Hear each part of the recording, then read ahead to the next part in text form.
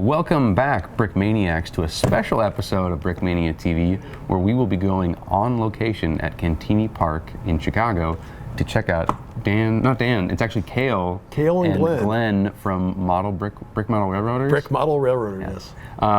It's kind of a collaboration between the three of you guys. They designed the model, you helped them out with instructions, and Right. This is a Brickmania Brick Model Railroader collaboration, filmed live on location at Cantini Park. And speaking of collaborations, stay tuned to the end of this episode where we can show you how you can get this awesome light kit to add on to your model once it's done. All right, here we go, off to Cantini Park.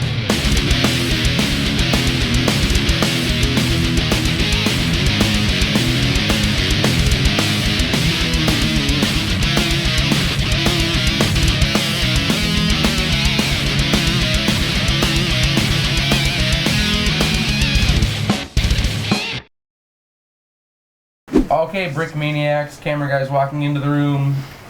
This is a special episode of Brickmania TV. I'm joined with some friends of Brickmania. Why don't you guys introduce yourselves? Go first. I'm Cale Leiphart from Brick Model Railroader. I am also from Brick Model Railroader, but my name is Glen Holland. We're showing off our United States Army Transportation Corps S160 Locomotive, of which there are 3 currently, the one running and then the 2 stationary locomotives. Why build 1 test model when you could build 3? Absolutely. Very cool. So The significance of this, you're teaming up with Brickmania. Right? Yeah, BMR times Brickmania collaboration. Very awesome. So most anticipated crossover of 2018. We are excited. We're all very excited. We are too. This is an insane opportunity for us. We really appreciate you guys firstly extending us the gesture of goodwill for us to design you guys this locomotive. And yeah, it's been quite a ride. Yeah, quite a ride. It's been quite a ride. It's insane. We're happy to be part of this. Yeah, absolutely. When is this coming out, Dan? I believe December 21st. December 21st. Wow. So if you really are quick, you'll be able to get one of these around your Christmas tree. There you go. You have to build fast too. Yeah, you have to build fast. This is quite a kit. This is a 1,200 piece kit. Do you guys even know that? I didn't know it. Pieces. I'd never counted. Yep, 1,201 pieces altogether. Wow. So this is basically, it's not the scale with normal Brickmania like the tanks. Yeah, usually we build 1/35 scale. This is roughly 1/48 scale. So yeah. It's what, O gauge railroad more or less. Pretty much exactly what it is. It's about the size of O gauge. Yeah, if you want to, when this comes back larger. around again, if you want to, or back it up or whatever, if you want to show off what exactly this kit is going to be. Yeah, so the kit is just going to be the locomotive. Yeah, just the locomotive. That's the locomotive. Drive it forward to the camera here. Yep, there you go. We have. How cool is that? You can just drive the camera. Exactly. Drive the train towards the camera. Yeah, there you go. So this is the kit that we're doing. So you're looking at the prototype model. Yeah, that's the prototype model. That's the very early prototype. And then you have behind it, that is the newest model built from the instructions. Yes. That is representing Alaska Road 557, which is actually the real locomotive is currently being restored to operation, which is pretty cool. Can you talk a little bit about this actual locomotive? I mean, not that particular one, but the S160. The S160? Yeah, so this was a locomotive that was built from several locomotive manufacturers back in during the days of World War II. The United States government kind of stepped in and said, hey, we need basically a standardized locomotive that we can send across the pond to the Allied countries during World War II. And so a lot of locomotive builders like Baldwin, the American Locomotive Company, or ALCO, I think they definitely had a hand in building a huge number of these, and so they were basically like the Sherman tank of steam locomotives. Sure. They weren't like extremely reliable. They did the job, but they were kind of just build quick and operate while we could do it. Some were used in Africa, some were used in Asia, some even went to South America during the war. Yep, they were all over the place. Wherever we needed to have a locomotive for the war effort. Cool. A couple thousand, right?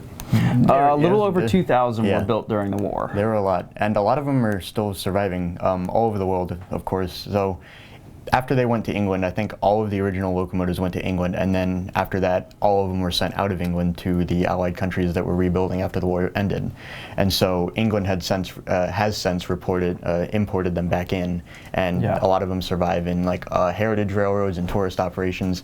And then there's, I think, a couple still in the United States. There's one I know in Fort Eustis, Virginia, that's on display. And then there's one in Ohio that we have seen that's they're doing something with it, but we don't know yet. So. But they were, as we have on this model here. This was Yep. Alaska Road. They're actually restoring it, right? Yeah, they are. This one is actually being restored as we speak. Yep. Very timely. Yeah, exactly. Timely release. That's a good call. We got ours first, right? Ours Yeah, was there you go. first. Exactly. So that's actually a really good point. So the kit is going to have 3 versions. Yes. Right. Yeah. So being a locomotive used in a lot of different places, we had to, depending on the railroads it served on, had a lot of different options and features built into it. I think both of the decaled locomotives represent the United States version, so it has the headlight and it's got the in the front on the pilot there's the dual air connections for the brakes, and then there's no buffers. On ours, the prototype in the front are the buffers you can see, and then Buffers are like the bumpery things on the exactly, yeah, it's a shock absorber. Yeah, you'll essentially see them on European trains. Right, and then so that would be reflective of the UK version, the England version. Sure. You have one main set of instructions, and then you actually, in the instruction book, you guys have mapped out how we're going to do it so that we'll got the instructions for all 3. Yes. Yep, exactly. Pretty cool. So, and when we were doing the instructions, I was looking this up and noticed that there was the U.S. ATC, United States Army Transportation Corps. They not only sent thousands of locomotives across the country, across the ocean, but they sent thousands of rail cars. U.S. built, European. Yes, they did build rail cars as well. We haven't designed those. Yeah, we haven't designed those. Yeah, exactly. So this Next year. This will be released in conjunction with at the same time we'll actually have that 50-foot flat car there, based the 40-foot flat car. 40, yeah, okay, based yeah, right, based loosely on your designs, your previous work. Yep. So it's sort of a hybrid Brickmania, BMR collaboration, and then of course a Sherman little 1/48 scale. Yeah, the baby Sherman. It's so cute. So those will be released at the same time. Awesome. It'll be a really awesome start to an awesome freight train. And that's cool to see, Dan, you building a slightly different scale than what you're used to. Right. I would say the kids have been asking for it for a long time, and that's really... you certainly turned a lot of heads with it. Yeah, it fits the scale. So, I mean, and the whole reason we want to do the smaller scale is because you guys and all of the LEGO train clubs, I wouldn't say all, but most, most of the them. current LEGO train clubs have used this 8-wide. Yeah, all of the stuff that we have done. Ones. All of the stuff that we have done in recent times use kind of the general scale of 8 studs per 10 feet, which reduces to about 1/46 or 1 stud to 15 inches. And the basis for that is most U.S. rail cars were about 10 feet wide, and 8 studs allows you to obviously pack in a lot more detail than you could get in something like a 6-wide car, like a standard kit from LEGO. So, and typically speaking, the Brickmania models would be bigger. So yeah, they would be a lot bigger. Yeah.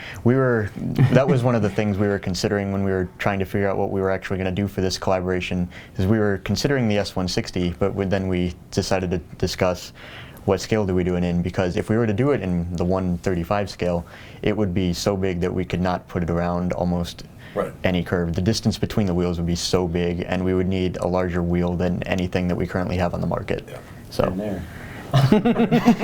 Oh, hi, Cody. Hi, Cody. Yeah, Cody's here for the record. So that does bring up an interesting note. So you built your Bruno at 1/35 scale. Yeah. I mean, I guess that. If you want to talk about what challenges you ran into that with this train track. Well, I guess like what they just said, wheel size. Yeah. That was one of the biggest challenges, was wheel size and then length of it, and having that work with LEGO track. Yeah, it's really bulky. Yeah, really tight turn. You really have to snake the bogies. Apparently that's a faux pas to say among the train builders, so apologies. I don't say it. I'm not apologizing. No, Cody's just apologetic. Terrible. Cody.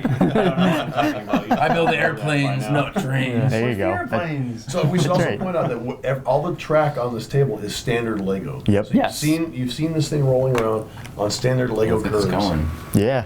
Backing up. Problems.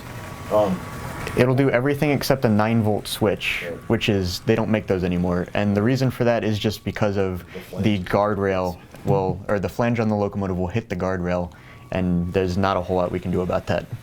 So yeah, 9-volt is that's thing of the past. Yep. Get rid of it. Yeah. Throw it away. Buy new stuff. It's an infrastructure thing. And by the way, we should also point out that there are companies out there, aftermarket companies, who are making fantastic, larger radius curves. There are brick tracks. Brick tracks is where you want to go. Yeah, exactly. They're available now. Yeah. Very cool. Couple other things we should talk about. What actually you get with the. So you see this thing is powered.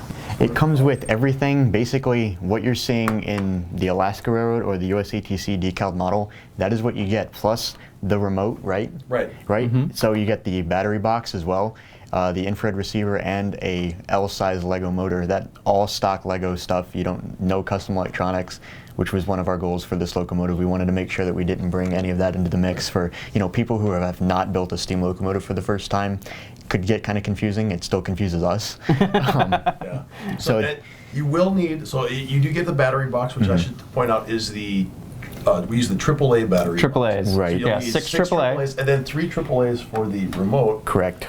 So you're gonna need 9 AAA's. I recommend getting rechargeables, or LEGO makes a rechargeable power functions. It's gonna cost you a lot of money. It's $50. The performance, there is a performance difference, and we think it is worth it. And full disclosure, that's $50 for the battery and $30 for the cable. Get them now because LEGO is discontinuing them. That's correct. We wanted to do this while we had the opportunity to. Buy now. And LEGO is going to discontinue, but you can use some of these other aftermarket products, right? That's correct. How about talk about the valve rods and stuff? Yeah, so one of the finer details that we've been able to add to steam locomotives in recent years on our models is fully or more accurately representing the valve gear and the connecting rods that are on steam locomotives. Those little pieces going up and down. All of that, so you got like your main rod, which connects laterally all the wheels, your main crank, which goes into the cylinders, and then coming off of that is like the valve gear, which on an actual steam locomotive you can,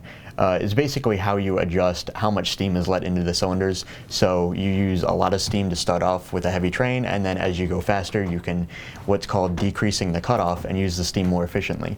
So you can't obviously do that on our model, but we represent the linkage there so you can appreciate the motion. It represents a lot of the linkages on a real steam locomotive in a pretty accurate way. You have your eccentric rod, your radius link or expansion link. Expansion link, that's radius rod, and then union link or combination lever. Yes. And so those are not LEGO parts, though? No, those are 3D printed. This is the first time that you guys have been doing this, apart from the muzzle brake, right? Right. Yeah, that's like it. So those. You guys designed it. We're basically making it from your Right. So the prototype, our prototype running is not what you get. So the ones on 557 or 6002 here, those are the Brickmania 3D printed rods. Slightly modified just for ease of construction of the kit. Yep. And they are particular, so you do have to pay attention to the instructions. This is a bag. This contains one complete set of the parts. You actually, if you buy the train, we'll give you 2. We're going to do 2 complete sets in case wear and tear. This is unknown because we've never made these parts. So everybody gets 2 sets. 2 full sets on for the train. So, so if you wanted to build a second one, you can just go for it. And actually, the stickers also do that too. Yeah, exactly. You get the stickers for the USATC. So yeah, it's 2 sets. We're including that 3D printing. It's a newer technology. You know, just in case like stuff might wear out differently. It's an unknown. It really is an unknown. Yeah, so. You have to plan for everything. I mean, this is the first time a steam locomotive kit has been offered, as far as I can remember. So there's a lot of unknowns. There's a lot of unknowns here. Yeah. To less than success. Regrettably, but. Throwing shade, Dan throwing shade. The Emerald Knight is a great set, but we're better. There you Heard it here first, yeah. The gauntlet has been thrown down, LEGO. So, what you gonna do? We haven't actually tried to put a minifigure in the cab, but we have included the space to do so. And really? Yep. The interior, there's seats in the cab. What's called the back head, which is where all the controls of the locomotive are, that's detailed as well. There's gauges and knobs and levers in there. We modeled the throttle as well. and then all the then piping on the there's- locomotive, you know, the handrails and Try such. and put a We can mini try. there, right The there. lid the Here. roof comes right out. Yeah, go ahead and it up. take the roof off of that one and There's- see if you can Try do this it. live. There's Yeah. even the infamous S160 water glass in there. Yeah, that was one of their design flaws. It's just They had a water glass with a valve that was easy to mistakenly shut off, this way. and so when you bas- shut yeah. that valve off, Oh, yeah. That looks well, the okay. reason for the water Down glass, there? the water glass serves the purpose of telling you how much that's water what is you in your do. boiler. When you shut that valve off, it basically shuts that water glass off, and you can't tell how much water is in the boiler. It's just it's not connected. Yeah, you got to stud it in. And if you have low water in the boiler, you have a potential explosion. Yeah, don't want that. Yeah, there's more than 3, I think, reported cases of the boilers of these locomotives just launching forwards. Oh wow. Yeah, it gets pretty gruesome, but they were never Water to boiler. exactly. They were never intended for long life service. They were just, you know, build them and run them. Let's get them to the rebuilding countries just so that they have something they can Yeah. use. They were actually designed to run over really uneven ground. It's like you can imagine like building temporary rails over like a battlefield. There'd be, you know, no legitimate road bed for the rails to lie on. So. If you want to bring it around in front of you guys, just maybe go over some build techniques or details. Just maybe Yeah, just more I'll do on that. your Lego building level. So we used, keeping in the scale, bless you, the drivers from the Emerald Knight, the drive wheels, those are Yes. actually available now, again. Yeah, they've been in several sets. Yep. They're currently in the Harry Potter set, yeah, Hogwarts Express. Hogwarts Express. Yeah, so we Harry used, Potter. oh, sorry. Just kidding. That's where it's available. Yeah, no, I'm kidding. So we used 8 of those wheels. It's a 280 locomotive, so it's 2 pilot wheels, 8 driving wheels, and then no wheels in the back, which would be supporting the firebox. As far as other techniques go, the boiler is almost entirely round as we can get it. It's pretty standard design. It's basically just all bricks with studs on the side as a core, and then you use the arch bricks Yeah. around the outside. And then it gives you a lot of studs for connection points like grab irons and piping along the outside, which you can see we've taken advantage of. It's basically driven from a single L motor from LEGO, and then it's geared into the 3rd driving wheel, actually being semi-prototypical there, because that would have been the driven wheel. So it's directly geared into there. There's no gear reduction, so no addition of power, but also no loss of power. So it actually pulls really well. All of the cars that are on the table right now, one of these locomotives can pull. The L motor is really bracketed into the frame, so we have tested this locomotive a lot, and it's pretty much bomb-proof at this point. So we have not broken this locomotive yet. Yeah, we haven't touched the drivetrain since we put it togetgether originally. I heard So about a head-on collision yesterday. well, It didn't break the drivetrain. and that wasn't our fault either. So no, Broke some stuff off the it's front. rock solid, connected in there with a lot of Technic, and the motor won't back out. None of the gears will back out. You'll probably lose power. You'll lose traction before you break the drivetrain, which is our goal, which was our main goal for this. We wanted it to be able to put it together and run well out of the box, which we think we achieved. The other note that Dan was bringing up, we used the brick model railroader wheel set bearings, which we don't have any spares of at the moment. The brick model railroader wheel sets that we have provided for these kits are extremely low friction. All of the cars are equipped with them, and they roll really well. As like, if we were to have one of these positioned this way on the table and then lean the table, it would just roll right off. So in other words, make sure all of the cars you are hauling also have these, because you will be able to haul way more cars. Yep, they're available on our website. Yeah, and they have less squeak ratio. Yep, we have, there'll be 5 of them per kit. All of the tender axles are equipped with them, and the pilot axle on the locomotive. Anywhere we could put the bearings, we can, because it's very much worth it. Can you show it like just sliding back and forth like free? Yeah. Like that's just like take, one hand. You could take the caboose off. It's really, really bad. That does not have bearings on it. You could just show this thing freely moving. Like, And where can somebody get this awesome Brickmania boxcar? They can. Yeah. Well, not the decals, but they can't get that. yeah, not the decals. You can get the boxcar instructions. Those are on our website too. Okay, cool. This is one of 2 in the world right now. Exactly. There's the other one. There's the other one. Looks great. Yeah, this was a special thank you for you guys for printing all of our instruction books and just giving us a lot of help you know, Yeah. It looks awesome. yeah, it's really cool. We wanted to give you guys something special for for helping us out. Very so cool. yeah, absolutely. So you know, we've got examples of the other cars that we have available. That flat car, that one is a modified version of our original flat car. The tank car, and then the caboose isn't. That's my own personal model. But we have more than just what this is on our website as well. So yeah, you want to talk about that website is brickmodelrailroader.com. We're on Facebook, Twitter, Instagram, and YouTube as well. Cool. There you go. Cool. Yeah, absolutely. All right, that is the episode of Brickmania TV. For more information, check out brickmania.com. Be sure to like, comment, and subscribe. Thank you very much for watching.